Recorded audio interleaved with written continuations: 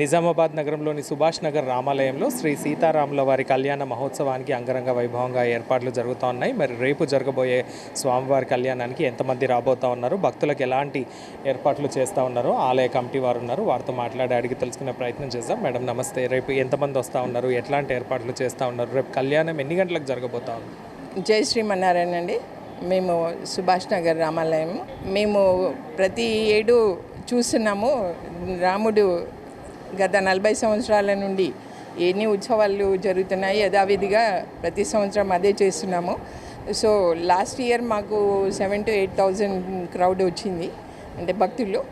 ఈసారి ఇంకా ఎక్కువే ఎక్స్పెక్ట్ చేస్తున్నాం మేము. దానికి తగ్గ ఏర్పాట్లు కూడా మేము చేయడం జరిగింది. భక్తులకు అసౌకర్యం కలగకుండా మేము టెంట్లు కూడా వేయకుండా పందిళ్ళు వేయించాము, ఎందుకంటే చలువ ఉంటుందని. అలాగే వాటర్ సప్లై అవన్నీ అరేంజ్ చేసాము. అన్నదానం కూడా ఉంటుంది పొద్దున 11:30 నుండి సాయంత్రం వరకు. దాంట్లో భాగంగానే ఈసారి ప్రత్యేకత ఏమంటే, ఒక భక్తులు వారు మనోహర్ జ్యువెలర్స్ అని వారు సంకల్పంతో అయోధ్య రామాలయంలో ఏదైతే బంగారు చీరను సమర్పించారో భక్తులు, అలాగే వారు మన హిందూ రామాలయంలో చేయాలి అనే సంకల్పంతో చేయించడం జరిగింది. వారు ఈరోజు తీసుకొచ్చి గుడిలో సమర్పించారు.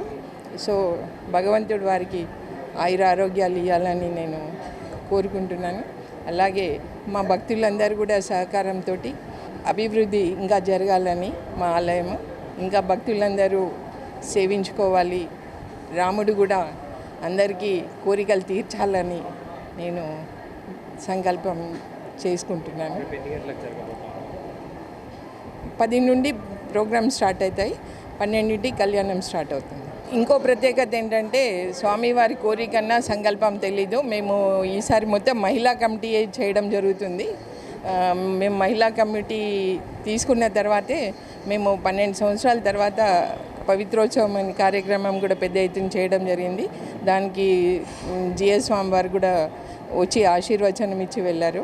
తర్వాత పోయినసారి కళ్యాణంకి దేవనాథ్ స్వామి వారు వేయించేశారు. ఈసారి వారికి ఆస్ట్రేలియా ట్రిప్ ఉండడంలో రావడం జరగలేదు. కానీ ప్రోగ్రామ్స్ అయితే మేము జిఎస్ స్వామి వారు అక్కడ ఎలా సంకల్పిస్తారో మేము అదే విధంగా ఇక్కడ కొనసాగిస్తున్నామండి. మరి మీ మహిళా కమిటీ సభ్యులందరూ సేవ చేసుకోవడం ఎట్లా అనిపిస్తుంది? మాదంతా మహిళా కమిటీ అంటే మీకు తెలుసు, మహిళలు తలుచుకుంటే సాధించింది ఏది ఉండదు. మేము ఇచ్చే టైం మగవాళ్ళు ఇవ్వలేరు. సో అది మేము ప్రూవ్ చేస్తున్నాం ఇక్కడైతే. మరి ఇక్కడ సాంప్రదాయబద్ధంగా ప్రతి కొట్నం కార్యక్రమం నుండి ఎదుర్కోళ్ళ కార్యక్రమం ప్రతి ఒక్కటి సాంప్రదాయబద్ధంగా జరుగుతుందండి. రేపు వచ్చి భక్తులకు మీరు ఇచ్చే సూచన, అందరూ ప్రశాంతంగా వచ్చి, అంటే హడావిడి లేకుండా దేవుడి దగ్గరకు వచ్చినాము, ఒక ప్రశాంత వాతావరణంలో కూర్చొని మన మనసులోని ఏముందో కోరికలు విన్నవించుకోవడానికి దేవుడికి ప్రశాంత వాతావరణంలో చేసుకోవాలని నేను కోరుకుంటున్నాను. ఈ రామాలయం అనేది చాలా సంవత్సరాల నుంచి ప్రసిద్ధి.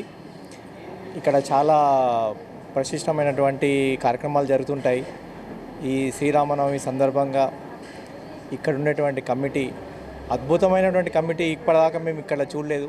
మేము ఇక్కడ చాలా సేవ చేయడానికి మాకు అవకాశం దొరుకుతుంది. చాలా సంవత్సరాల నుంచి మా నాన్నగారు మేమంతా సేవ చేస్తాము. కానీ ఈ కొన్ని సంవత్సరాల బట్టి టోటల్ మహిళా కమిటీ ఇంత పెద్ద ఎత్తున చేస్తుందంటే అసలు చాలా ఆశ్చర్యము, అద్భుతం. అసలు ఎప్పుడు మేము ఇన్ని సంవత్సరాల్లో చూడలేదు. చాలా అద్భుతంగా చేస్తున్నారు.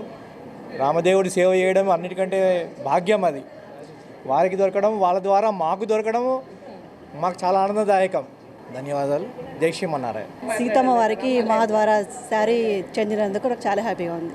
పహర్తారం ధాతాహారం సర్వసంపదాం లోకాభిరామం శ్రీరామం భూయో భూయో నమామ్యహం.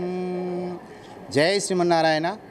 ప్రియ భగవద్బంధువులారా, భగవంతుని యొక్క అనుగ్రహం చేత శ్రీ శ్రీ శ్రీ త్రిదండి చిన్న శ్రీమన్నారాయణ రామానుజీయర్ స్వామి వారి యొక్క మంగళాశాసనాల చేత నిజామాబాద్లో ఉన్నటువంటి మన అందరి యొక్క అనుగ్రహాన్ని ఇవ్వడానికని చెప్పి వెలిసినటువంటి శ్రీ కోదండ రామస్వామి వారి యొక్క ఆలయంలో వార్షిక బ్రహ్మోత్సవాలు ఆలయ స్థానాచార్యులు శ్రీ శ్రీ శ్రీ శ్రీ ఉవే శ్రీమాన్ శ్రీశైల వెంకటాచార్య స్వామి వారి యొక్క ఆధ్వర్యంలో అత్యంత వైభవపేతంగా కమిటీ సభ్యులు భక్తులు అందరూ కూడా కలిసి ఆనందంగా అంగరంగ వైభవంగా జరుపుకుంటున్నాం. వార్షిక బ్రహ్మోత్సవాల్లో భాగంగా ఈ రోజున రెండవ రోజు.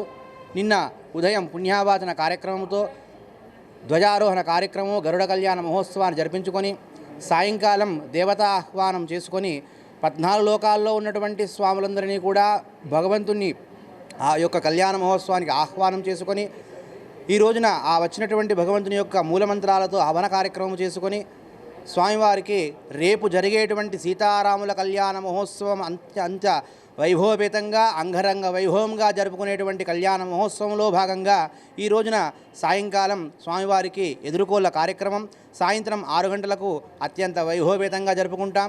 అలాగే రేపు జరిగేటువంటి కళ్యాణ మహోత్సవానికి ఇందూరు నగరంలో ఉన్నటువంటి భగవద్ బంధువులందరూ కూడా ఉదయమే వచ్చి స్వామిని దర్శనం చేసుకొని 10 గంటలకు ప్రారంభమయ్యేటువంటి కళ్యాణ మహోత్సవంలో అందరూ కూడా పాల్గొని స్వామివారి యొక్క అనుగ్రహాన్ని పొంది స్వామివారి యొక్క కృపకు పాత్రులు కావాలని మా యొక్క ప్రార్థన. జై శ్రీమన్నారాయణ.